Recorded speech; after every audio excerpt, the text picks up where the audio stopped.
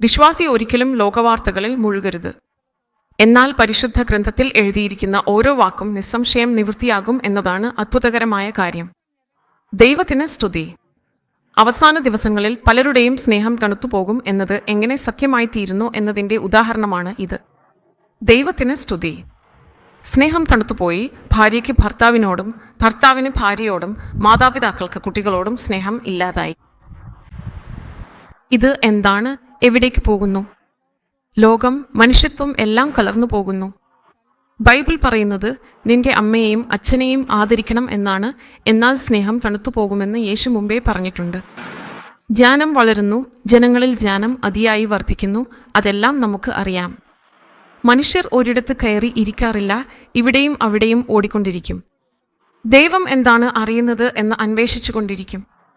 പ്രഭു മത്സ്യസ്വാർത്ഥം 24 വരാനിരിക്കുന്ന ഭാവിയിലെ കാര്യങ്ങളെക്കുറിച്ച് പറഞ്ഞിട്ടുണ്ട്. ഇതെല്ലാം സംഭവിക്കും.